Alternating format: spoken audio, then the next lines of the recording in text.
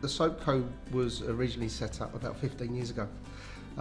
Originally it was to employ people that were disabled, and the idea of it was that they would take people on in Keswick and the surrounding area to just work solely in the shop and making the products. The people that benefit from our social enterprise, anything from on the spectrum of people with disabilities through to people that are disadvantaged.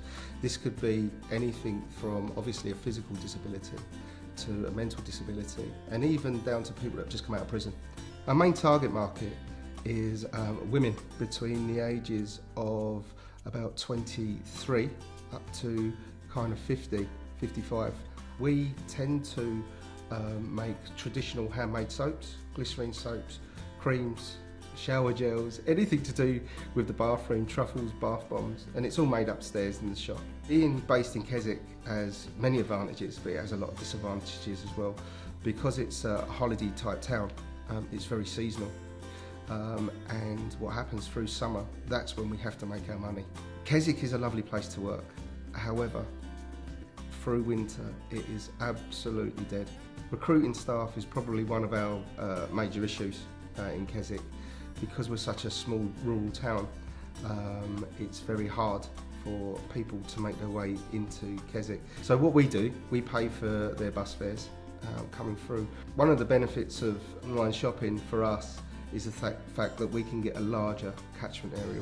People tell us that they come once a year and always buy our product. So what we thought was, well, what we need to do is make it available to these people all year round. You can really educate people on what the company's about online. We can tell people life stories, we can tell people all about what we are, who we are and why we do it. I've got some ideas for our future and where I'd like to take it. Most of our people that we get working for us are from the West Coast and up and down, so we've got a train line there. So for me, it makes sense to move the production side of the Soap Co to the West Coast. What I need to happen for that to happen is our production needs to go up. Selling our products in the future is changing all the time.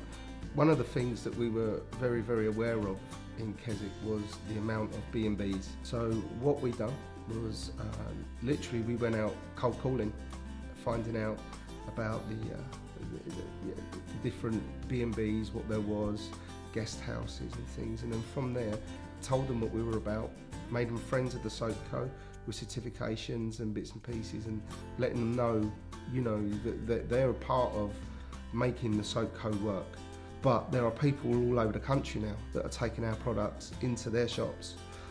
It may only be small amounts, but them small amounts add up for us. Some of the things that I think of that are hard for us at the Soap Co is when we take people on, your hearts can lead. And I would say that one of the wisest things you can do is not let your heart lead. It sounds harsh, but at the end of the day, what you need to do is be able to keep your business running and help people.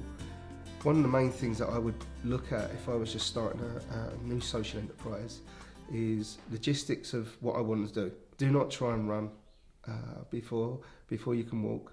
Try and look at where you want to get to, but take your time in getting there. I think that there's a lot that higher educational institutes can help us with.